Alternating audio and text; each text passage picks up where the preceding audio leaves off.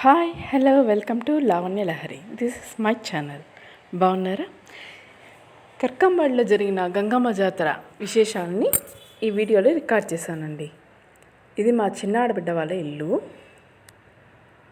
Money plant చూసారా, చాలా బాగా అద్భుతంగా పెరిగింది. అంతేకాదు, దాన్ని అలా డెకరేట్ చేసింది మా వదిన అనమాట. అశోక చెట్లులాగా ఆ రెండు వైపులా కూడా అలా సెట్ చేసింది ఆ చెట్లని. ఆ ఎదురుగా కనిపిస్తున్నదే రాముల వారి గుడి అండి. ఈ జాతర కర్కంబాడిలో జరుగుతూ ఉంది. జాతర సందర్భంగా ఆ వీధిలో స్టార్టింగ్ నుంచి ఎండింగ్ వరకు కూడా ఆ వీధి మధ్య భాగాన్ని గంగమ్మని నిలుపుతారు. సో ఆ అమ్మని నిలిపే ప్రాంతంలోని ఈ చిన్న షాప్స్ లాగా పెట్టారనమాట.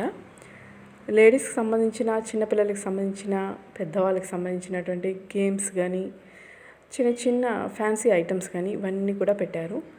సో అవన్నీ కూడా చూసుకొని కొన్ని పర్చేస్ కూడా చేసామన్నమాట.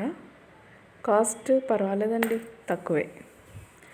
అండ్ అక్కడ కనిపిస్తుంది కదా, చీరలన్నీ వేసి ఒక చిన్న హంట్ లాగా తయారు చేస్తున్నారు.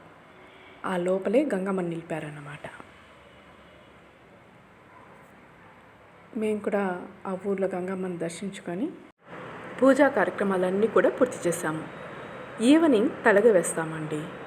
తలగ వేసిన తర్వాత ఆ ఊళ్ళో చప్పట్లతోటి ఇంటింటిలో ఆడవాళ్ళందరూ కూడా ఆ తలిగను దీపాలతో వెలిగించి చాలా అద్భుతంగా తీసుకొని వెళ్తారు.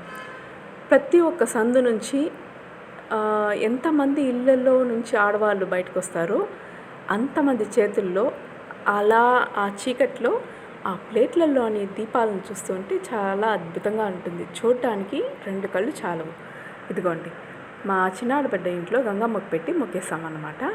ఇంకా ఈ కుంభాన్ని తీసుకువెళ్ళి ఊరు కుంభంలో కలిపేస్తాము.